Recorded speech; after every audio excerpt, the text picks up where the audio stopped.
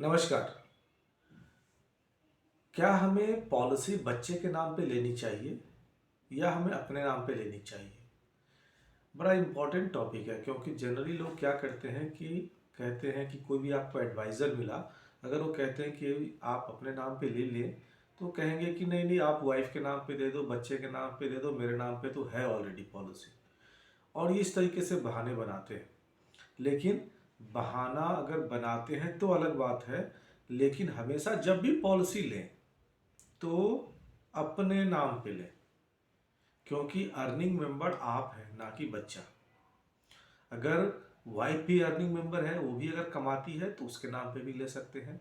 यानी जो earning member है उनके नाम पे ही पॉलिसी लेने की कोशिश करें।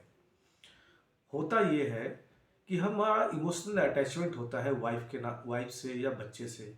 अगर हमारे को कोई कहे तो हम कहते हैं कि ठीक है चलो उनको ही दे दो, उन्हीं के नाम पे पॉलिसी चलती रहेगी। हमें ये लगता है कि बच्चे के नाम पे लेंगे तो कुछ प्रीमियम कम जाएगा।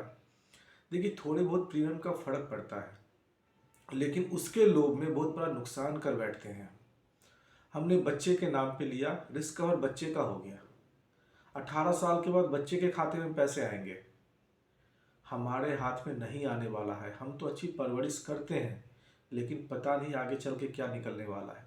तो ये सब ध्यान रखने वाली बात है, क्योंकि अभी तो हमें जो सही लग रहा है वही हमें गलत लगेगा कि हमने गलत डिसीजन ले लिया था। अगर मिसहैपनिंग हो गई फिर क्या होगा? बच्चे का किस्त कौन भरेगा? ये भी एक प्रॉब्लम है। लेकिन इसमें एक जो इंश्योरेंस कंपनी है एक ऑप्शन देती है, प्रीमियम वेवर बेनिफिट, कि अगर आप बच्चे के नाम पे ले रहे हैं तो प्रीमियम वेवर बेनिफिट एक राइडर आप ले लीजिए। अगर आप लेते हैं तो कुछ प्रीमियम बढ़ जाता है। जैसे प्रीमियम बढ़ेगा तो फिर वो सस्ता नहीं रहा, फिर वो जो आपके एज पे जाएगा, क्योंकि आपका एज भी उसमें जुड़ गया। तो अब दोनों मिला के जो प्रीमियम बैठा वो आप अगर अपने नाम पे लेते तो भी वही होगा। अब प्रीमियम वेवर बेनिफिट में क्या होगा कि अगर नहीं रहते हैं तो बच्चे को किस्त नहीं भरना पड़ेगा, ठीक है। लेकिन मिलेगा कब? जब वो टेन्योर पूरा हो जाएगा उस वक्त। तो ये चीज़ें हैं। लेकिन अगर बीच में जरूरत पड़ गई तो क्या होगा? बीच में जरूरत पड़ गई तो क्या होगा? इसीलिए कोशिश ये करिए कि आप अपने नाम से लें। अगर देखिए, कमा रहे हैं किसके लिए? बच्चों के लिए ही कमा रहे हैं। तो पैसे के ऊपर कोई नाम नहीं लिखा होता कि इसके नाम पे लेंगे तो इसके खर्चा होना है, वाइफ के नाम पे लेंगे तो वाइफ का खर्चा होना है, मेरे अपने नाम पे रहेगा तो मैं अपना खर्चा करूँगा। ऐसा नहीं है। अगर आप 100 रुपये कमा रहे हैं ना, तो 100 में से 20 रुपये ही आप अपने ऊपर खर्च कर पाते हैं। 80 रुपये पूरी फैमिली के ऊपर ही खर्च करना होता है, और खर्च करते ही हैं। तो ये सब चीज़ें ध्यान रखने, क्योंकि ये 2 4 10 दिनों की बात नहीं है, ये 15 साल 20 साल 25 साल की आप प्लानिंग करके चलते हैं।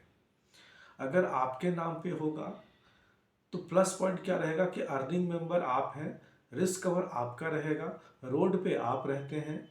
अगर कुछ भी मिस हैपनिंग होगी, नॉमिनी को उसी टाइम पे एट ए टाइम पैसा मिलेगा, और उस पैसों से जो उस टाइम का सिचुएशन है वो हैंडल होगा। आने वाले टाइम का 15 साल 20 साल के बाद अगर आपको लगता है कि बच्चे के नाम पे अगर आपने पॉलिसी ले ली तो 15 20 साल के बाद जो मैच्योरिटी का टाइम है उसी टाइम पे मिलना है। लेकिन आपके नाम पे है तो बच्चे को उसी टाइम पे मिलेगा पैसा, मतलब आपके नॉमिनी को उसी टाइम पे मिलेगा पैसा। तो ये सब चीज़ें ध्यान रख के ही पॉलिसी लेने में भलाई है। हमने कुछ भी ले लिया, और इसी तरीके से लोग फंसते भी हैं। लोगों ने कुछ भी ले लिया, कोई ध्यान नहीं रखा। अब लोग कमाते तो सही हैं, अपने पैसे को कैसे मैनेज करना है ये बड़ा ज़रूरी है, कि आपने क्या सटीक चीज़ लिया है नहीं लिया है।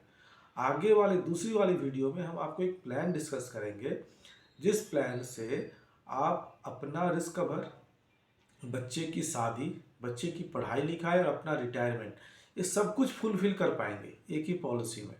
तो नेक्स्ट वीडियो में हम आपसे मिलते हैं। बहुत बहुत धन्यवाद। अगर आपको अच्छा लगे तो प्लीज़ लाइक करें, शेयर करें, सब्सक्राइब करें। धन्यवाद। नमस्कार।